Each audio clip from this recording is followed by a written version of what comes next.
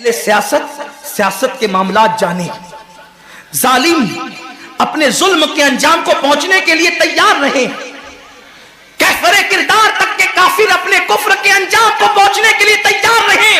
میں نے ان سے کوئی گفتگو نہیں کرنا، لیکن آج کسی قوم کی بیٹی کی اگر آبرو کو لوٹ کر کے امت کو ذلیل کرنے کی کوشش کی جا رہی ہے، اگر تمہارے گھروں کو جلا کر تمہیں بے گھر کرنے کی کوشش کی جا رہی ہے، اگر تمہیں تباہی کے دہانے پر پہنچانے کی کوشش کی جا رہی ہے، اگر تمہیں غربت کی سطح سے نیچے گرا کر تمہارے ایمان کو چھیننے کی کوشش کی جا رہی ہے، تو کب تک دوسروں پر انگلی اٹھاتے رہو گے؟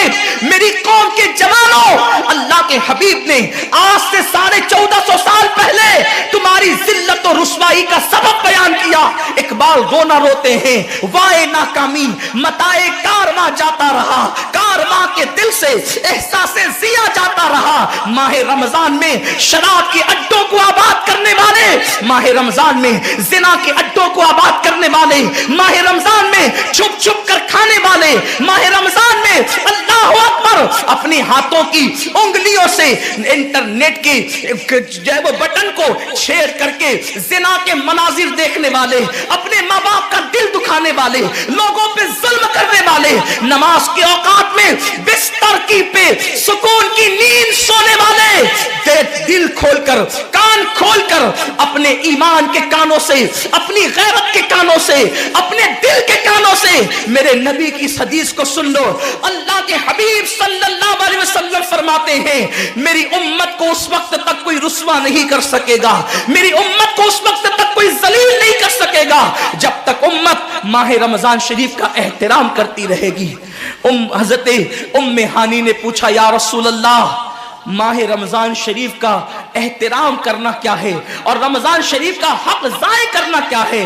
آقا فرماتے ہیں، جو رمضان شریف میں بھی کبیرہ گناہوں میں مبتلا ہوتے ہیں وہ رمضان شریف کے حق کو ضائع کرتے ہیں، اور جو رمضان شریف کے حق کو ضائع کر دے پھر اس وقت امت کو ذلت و رسوائی سے دنیا کی کوئی طاقت بچا نہیں سکتی۔ آج ماہ رمضان شریف کا احترام کیا ہو رہا ہے؟ کل تک کے مسلمان اور دنوں میں گناہ کرتے تھے، لیکن رمضان شریف آتا تھا تو کم سے کم فلمیں لوگ دیکھنا بند کر دیتے تھے، داڑیاں مڈانا بند کر دیتے تھے، مسجدوں کو آباد کرنا شروع کر دیتے تھے۔ اب تو لوگ کس قدر بے باک ہو گئے، کس قدر نڈر ہو گئے کہ رمضان شریف میں بھی لوگ اپنے آپ کو گناہوں سے نہیں روکتے، بلکہ میری قوم کا جوان بڑے دھڑلے سے کہتا ہے، یار اپنے سے روزہ نہیں رکھا جاتا اس لیے کہ ہمیں تو گٹکے کی عادت ہے، ہمیں تو پان کی عادت ہے، ہمیں تو سگریٹ کی عادت ہے۔ شرم کرو، شرم کرو، نبی کے نام پہ جان قربان کرنے کی بات کرنے والوں، جو نبی کے نام پر 12-16 گھنٹے بھوکے اور پیاسے نہ رہ سکے وہ نبی کے نام پہ جان کیا قربان کر سکتے؟ اور جب سے تم نے احترام رمضان المبارک ترک کر دیا، تمہاری آبرو کو لوگوں نے کھیل بنا لیا، اور اب تو لوگوں کو احساس گناہ بھی نہیں رہا، احساس جرم بھی نہیں رہا۔ گناہ کے ساتھ اگر احساس گناہ انسان کی زندگی میں ہے تو انسان اپنے آپ کو گناہوں سے بچا لیتا ہے، لیکن اب ہمارے اندر احساس گناہ نہیں۔ اب تو ہم گناہ کو ہنر سمجھتے ہیں، اب تو ہم گناہوں کو فیشن سمجھتے ہیں۔ احساس گناہ کیا ہے؟ اگر انسان گنہگار ہو اور احساس گناہ بھی ہو تو وہ ایک نہ ایک دن سدھر جاتا ہے، وہ ایک نہ ایک دن سنور جاتا ہے۔ ہمارے پاس احساس گناہ ختم ہو گیا۔ آئیے بتاؤں احساس گناہ کتنی قیمتی چیز ہے۔ رمضان شریف میں کھا رہے ہیں، پی رہے ہیں، بلکہ مسلمانوں کی ہوٹلیں بند ہے تو غیر مسلموں کی ہوٹلوں میں کھا رہے ہیں، چھپ چھپ کر گھروں میں کھا رہے ہیں۔ لوگوں سے چھپ کر کھانے والوں، جو تیرا کچھ نہیں بگاڑ سکتا تو اس انسان سے چھپ کر کے کھا رہا ہے۔ جو خدا تجھے سزا دے گا کیا تو اس کی نگاہوں سے بھی چھپ سکتا ہے؟ اور روزے بھی کیا روزے رہ گئے، اب تو روزے بھی رسم بن گئے۔ جو روزے رکھتے ہیں رمضان شریف میں ان کو روزہ رکھنے کی عادت ہے، وہ روزے کو عبادت نہیں سمجھتے۔ جو روزہ عادت بن جائے وہ نجات نہیں دلا سکتا، جو روزہ عبادت بن جائے وہ نجات دلا سکتا۔ ایک تو روزے کی عادت ہے اور ایک تو روزہ عبادت ہے۔ روزہ عادت اور عبادت میں فرق کیا ہے؟ عادت یہ سب نے رکھا ہم بھی رکھ لیں، یہ عادت ہے. نہ رکھیں گے تو کیا جواب دیں گے، یہ عادت ہے. نہ رکھیں گے تو لوگ تانا دیں گے، عادت ہے. پھر روزہ عبادت کیا ہے؟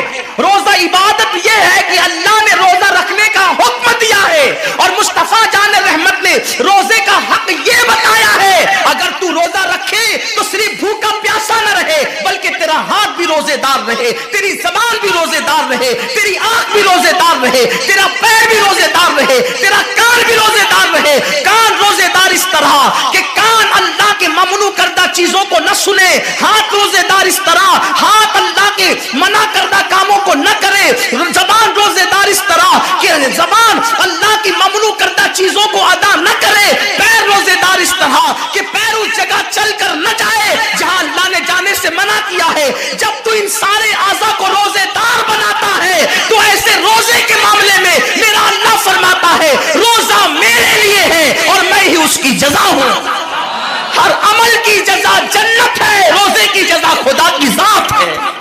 اسی لیے آقا فرماتے ہیں روزے دار کو دو خوشی ہے، ایک تو افطار کے وقت، دوسرا لقائے رحمان کے وقت، خدا کی زیارت کے وقت. صحابہ نے پوچھا آقا ہم اللہ کی زیارت کیسے کریں گے؟ آقا فرماتے جیسے تم آسمان پہ چاند دیکھتے ہو بلا تمثیل اسی طرح تم خدا کی زیارت کیا کرو گے. یہ روزے داروں کی شان ہے. آج کے روزے کیا ہے؟ جس میں جھگڑا، جس میں غیبت، جس میں چگلی، جس میں فساد. روزے کو عادت مت بناؤ، روزے کو عبادت بناؤ. احساس مٹ گیا، عبادتوں کا احساس مٹ گیا، گناہوں کا احساس ختم ہو گیا. جب تک کہ لوگوں میں گناہوں کا احساس زندہ تھا وہ عبادت کر کے بھی اللہ سے ڈرتے تھے، وہ عبادت کر کے بھی رب کی بارگاہ میں آنسو بہاتے تھے کہ مولا میں تو حق ادا نہ کر سکا. لیکن آج احساس نہیں ہے، اس لیے لوگ ہنستے ہنستے افطار کرتے ہیں. حالانکہ صحابہ کا معمول تھا جب افطار کا وقت آتا وہ ہاتھوں کو اٹھا کر کے روتے اور کہتے مولا روزہ تو چلا گیا لیکن روزے کا حق نہ ادا ہو سکا. آنسو بہاتے، ڈرتے. لیکن آج ایسا کچھ بھی نہیں ہے. ہماری ساری نیتیں تو دسترخوان پہ لگی ہوتی ہے افطار کے وقت. آئیے ایک بات نکل آئی، احساس گناہ. کیا ہے احساس گناہ؟ آقا نے فرمایا نا کہ جب رمضان شریف کا حق ضائع کر دو گے تو اللہ تم سے عزت کو چھین لے گا، تم ذلیل و رسوا ہو جاؤ گے. احساس ختم ہے گناہ کا. اسی لیے رمضان شریف میں بھی گناہ کرتے ہیں اور گناہ کر رہے ہیں تو ذلیل ہو رہے ہیں. احساس کسے کہتے ہیں؟ احساس یہ ہے کہ میں نے کیا کیا. چھوٹے سے گناہ کو بڑا سمجھنا میں نے کیا. ایک خاتون بارگاہ رسالت میں آئی اور عرض کیا یا رسول اللہ مجھ سے زنا ہو گیا ہے، میں نے بہت بڑا جرم کر لیا ہے، آپ مجھ پہ حد لگا دیں، حد جاری کر دیں تاکہ میں گناہ سے پاک ہو جاؤں. اللہ کے حبیب نے احساس سے گناہ دیکھ کر کے فرمایا کہ جا ابھی تیرے پیٹ میں بچہ ہے، تیرے جرم کی سزا تیرے پیٹ کے بچے کو نہیں دی جا سکتی. اگر تجھ پہ حد لگے گی تو وہ بچہ بھی ختم ہو جائے گا. جب بچہ پیدا ہو جائے اس کے بعد آنا. بچہ پیدا ہو گیا تو وہ لے کر کے آئی. آقا فرماتے ہیں تیری جان چلی جائے گی تو اس کی پرورش کون کرے گا، اس کو دودھ کون پلائے گا؟ جا اس کو دودھ پلا اس وقت تک جب تک یہ کھانے نہ لگے. وہ بچے کو 2 سال تک دودھ پلاتی رہی اور جب بارگاہ رسالت میں آئی تو بچے کے ہاتھ میں روٹی کا ٹکڑا دے کر کے آئی. بچہ روٹی کھا رہا تھا. عرض کی آقا مجھ پہ حد جاری کریں تاکہ میرا گناہ جو میرے دامن پہ لگا ہے وہ دھل جائے. حضور نے 3 مرتبہ اس کو اپنے دروازے سے ٹالا. اگر کوئی دوسرا ہوتا اس کو ڈھیل دی جاتی تو وہ بھاگ جاتا، دوبارہ پلٹ کرنا آتا. لیکن احساس گناہ تھا، گناہ کا احساس تھا کہ یہاں گناہ مٹ جائے تاکہ وہاں جواب دینے سے بچ جاؤں. اس خاتون نے 3 مرتبہ حاضری دی، حضور اب میرا بچہ روٹی کھانے لگا ہے، مجھ پہ حد لگا دے تاکہ میں پاک ہو جاؤں. اللہ کے حبیب نے فرمایا اللہ کی بندی جب اللہ نے تیرے جرم پہ پردے ڈال دیے تھے تو تو نے اظہار جرم کیوں کیا؟ اب چونکہ تو جرم کا اظہار کر چکی ہے، اقبال گناہ کر چکی ہے، اب تجھ پہ حد لگائی جائے گی. اور اس کو سنگسار کر دیا گیا. جب وہ مر چکی اور اس کو دفن کر دیا گیا تو کسی نے کہا کتنی بدبخت تھی وہ عورت جس نے رسول پاک کے دور میں منہ کالا کیا، میرے نبی نے فرمایا تو اس کا گناہ دیکھتا ہے تو اس کا احساس گناہ نہیں دیکھتا. اس نے ایسی توبہ کی ہے اگر اس کی توبہ 70 جہنمیوں پہ تقسیم کی جاتی تو اللہ ان کو بھی جنت عطا فرما دیتا. آقا کریم صلی اللہ علیہ وسلم فرماتے ہیں جو رمضان شریف میں گناہ کبیرہ کرتے ہیں. اب گناہ کبیرہ کی بہت بڑی تعریف ہے، اس کو نہیں بیان کروں گا، لیکن جو گناہ کبیرہ بڑا گناہ کرتے ہیں، پہلی بات تو چونکہ میرا مسلک صوفیہ ہے، صوفیہ سے کسی نے پوچھا کہ گناہ بڑا کیا ہے؟ امام غزالی فرماتے ہیں نہ کوئی گناہ چھوٹا ہے نہ کوئی گناہ بڑا ہے. بات تو یہ ہے جس گناہ پر خدا تیری پکڑ کر لے وہی گناہ سب سے بڑا ہے، اور جس نیکی پر خدا تجھے بخش دے وہی نیکی سب سے بڑی ہے. کسی گناہ کو چھوٹا سمجھ کے مت کرو، پتہ نہیں وہ کس گناہ پہ ناراض ہو جائے. تو اللہ کے حبیب صلی اللہ علیہ وآلہ وسلم فرماتے ہیں جو رمضان شریف میں بڑا گناہ کبیرہ گناہ کرتے ہیں سال بھر تک فرشتے اس پہ لعنت کرتے رہتے ہیں، اور اگر اسی سال اس کو موت آ جائے، اسی سال جس نے ماہ رمضان میں گناہ کبیرہ کیا تھا، اس نے بڑا گناہ کیا تھا. اب بڑے بڑے گناہوں کو گنایا گیا. مثال کے طور پر کسی عورت پر غلط نیت سے نظر ڈالنا یہ گناہ کبیرہ ہے. جھوٹی قسم کھانا یہ گناہ کبیرہ ہے. ناپ تول میں کمی کرنا یہ گناہ کبیرہ ہے. کسی کو دیکھ کر اس کا مذاق اڑا کے دل دکھانا یہ گناہ کبیرہ ہے. کسی کی امانت میں خیانت کرنا یہ گناہ کبیرہ ہے. ماں باپ کا دل دکھانا یہ گناہ کبیرہ ہے. کفر کرنا یہ گناہ کبیرہ ہے، بلکہ اکبر الکبائر ہے. 70 کی فہرست امام سیوطی نے گنائی ہے، اور پھر 70 کی فہرست گنانے کے بعد فرماتے ہیں 70 پر یعنی 1 2 3 4 والا 70 نہیں، بلکہ اللہ کے حبیب نے یہاں جو 70 فرمایا ہے یہ 70 گنتی والا 70 نہیں ہے، بلکہ کثرت بتانے کے لیے 70 ہے. جیسے کہ ہم کہتے ہیں نا میں نے تجھے 50 بار سمجھایا تو نہیں مانا، میں 100 بار تیرے گھر آیا تو نہیں ملا، تو اس کا مطلب یہ نہیں کہ 99 کے بعد ایک جو ملا کر کے آتا ہے وہ 100 نہیں، گنتی کا 100 نہیں. یہاں 100 بتانا کثرت بتانے کے لیے ہے، یہاں 50 کہنا کثرت بتانے کے لیے ہے. تو اللہ کے حبیب فرماتے ہیں 70 بڑے گناہ ہیں، یعنی اتنی طویل تعداد میں اتنی کثرت سے ہے بڑے گناہ کہ تم ان کو شمار نہیں کر سکتے. بس اتنا کہ جس گناہ پہ خدا ناراض ہو جائے وہ بڑا گناہ. تو جس نے رمضان شریف میں قصدن بڑا گناہ کیا، قصدن، نماز کو چھوڑنا بھی گناہ کبیرہ ہے، نماز کو ترک کرنا بھی گناہ کبیرہ ہے. میرے آقا صلی اللہ علیہ وسلم کے دیوانوں، کھیل کود میں وقت کو ضائع کرنا، وقت کا ضیاع، یہ بھی گناہ کبیرہ ہے. آقا فرماتے ہیں جس نے رمضان شریف میں گناہ کبیرہ کیا اس رمضان سے لے کر آنے والے رمضان شریف تک فرشتے اس پہ لعنت کرتے. یہ لعنت کیا ہے؟ لعنت سمجھتے ہیں؟ لعنت کا مطلب یہ ہے جس پہ لعنت پڑی وہ ہمیشہ کے لیے اللہ کی رحمت سے دور ہو گیا. انسان کی لعنت کیا ہے؟ انسان کی لعنت ایک جانور پر حضور علیہ الصلوۃ والتسلیم کسی صحابی کے جانور پر بیٹھے تھے، وہ دھیرے چل رہا تھا. کسی نے کہہ دیا کہ اس پہ لعنت ہو، یہ دھیرے چلتا ہے. حضور علیہ السلام نے اس جانور کے نیچے اتر کر فرمایا جس پہ لعنت کر دی گئی میں اس جانور پہ سواری نہیں کر سکتا. یہ ایک انسان کی لعنت کا اثر ہے. جس پہ معصوم فرشتے لعنت کرے اس کا انجام کیا ہوگا؟ وہ بھی 1 2 لعنت نہیں. رمضان شریف کو چھوٹا مت سمجھیے. 1 کے 70 پر آپ کی نظر ہے، گناہ نیکیوں کی کثرت پہ آپ کی نظر ہے، گناہوں کی تباہی پہ آپ کی نظر نہیں ہے. اللہ کے رسول صلی اللہ علیہ وسلم نے فرمایا جیسے ماہ رمضان شریف میں نیکیوں کا درجہ بڑھ جاتا ہے ویسے ماہ رمضان شریف میں گناہوں کا بھی معاملہ بڑھ جاتا ہے.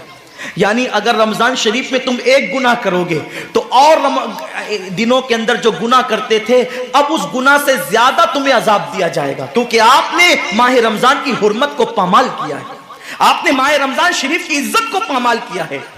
تو سوچو انسان کی لعنت پڑے یہ حال ہے. تو جس پہ فرشتوں کی وہ بھی 1 2 نہیں، پورے سال تک فرشتے لعنت کرتے ہیں. اور اللہ کے نبی صادق و مصدوق نبی نے فرمایا کہ اگر وہ اسی سال رمضان شریف آنے سے پہلے مر جائے تو اس کے پاس کوئی نیکی نہیں ہوگی جو اس کو جہنم کی آگ سے بچا سکے، اور اس کا ٹھکانہ تو جہنم ہی ہوگا۔ خدا کے لیے اپنے حال پہ رحم کرو، اپنے آپ کو جہنم کا ایندھن مت بناؤ۔ ہمارا جسم اتنا طاقتور نہیں ہے کہ ہم اپنے جسم پر جہنم کے عذاب کو برداشت کر سکے۔ میری قوم کے جوانوں، اپنی جوانی پہ اترانے والوں، اپنی قوت پہ ناز کرنے والوں، اللہ کے رسول صلی اللہ علیہ وسلم فرماتے ہیں کہ جہنم کی آگ کی ایک چنگاری اگر دنیا کے سمندر میں ڈال دی جائے تو دنیا کے سارے سمندر آگ سے بھڑکنے لگے۔ اس چنگاری کو، وہ جہنم کی چنگاری کو سمندر ٹھنڈا نہیں کر سکتے، بلکہ سمندر کو وہ ایک چنگاری بھڑکا دے گی اور سمندروں کے اندر آگ لگ جائے گی۔ جو ایک چنگاری سارے سمندر کو بھڑکا دے، اللہ اکبر، اس جہنم کے اندر یہ چھوٹا سا وجود جو چھوٹی سی، اللہ اکبر، اگر بتی کے چٹکے کو برداشت نہیں کر سکتا، جو چراغ کی لو کی تیز کو، جو چراغ کی لو کی حرارت کو برداشت نہیں کر سکتا، جو سگریٹ کے چٹکے پر بے قرار ہو جاتا ہے، یہ چھوٹا سا وجود جب جہنم کے اندر داخل کیا جائے گا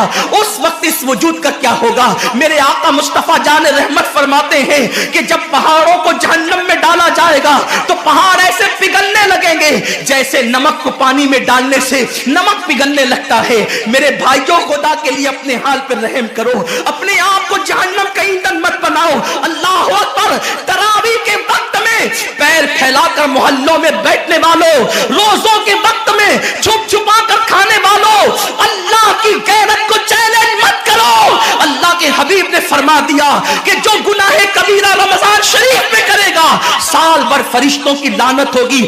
آپ کہتے ہیں مسلمان کلمہ پڑھتا ہے، مسلمان نبی کا غلام ہے، مسلمان نبی پہ جان قربان کرنے کے لیے تیار ہے، اتنی مصیبتوں میں کیوں ہے، اتنی تکلیفوں میں کیوں ہے، کیوں تباہ ہو رہا ہے مسلمان؟ ارے جس پر فرشتے پوری سال لعنت کرے وہ قوم تباہ نہ ہوگی تو کیا ہوگا؟ اس قوم کے گھر نہ جلیں گے تو کیا ہوگا؟ اس قوم کی بیٹیوں کی آبرو نہ لوٹے گی تو کیا ہوگا؟ وہ قوم غربت کی چکی میں نہ پسے گی تو کیا ہوگا؟ آؤ سچی توبہ کر لو، توبہ کے دروازے کھلے ہوئے ہیں، اپنے گناہوں کا احساس کر لو، نادم ہو کر قدرت کی بارگاہ میں پلٹ جاؤ۔ میرا رب فرماتا ہے فَفِرُّوا إِلَى اللَّهِ، کہاں جا رہے ہو؟ دوڑو اللہ کی طرف، پلٹو اللہ کی طرف۔ بڑے سے بڑا پاپی اگر خدا کی طرف احساس گناہ لے کر، ندامت کے آنسو لے کر اللہ کی بارگاہ میں پلٹا ہے تو اللہ نے اس کو مغفرت کا پروانہ عطا کیا ہے۔ میرے رب کا وعدہ ہے جو میری بارگاہ میں پلٹتے ہیں میں ان کو لوٹاتا نہیں ہوں، میں ان کو معاف کر دیتا ہوں۔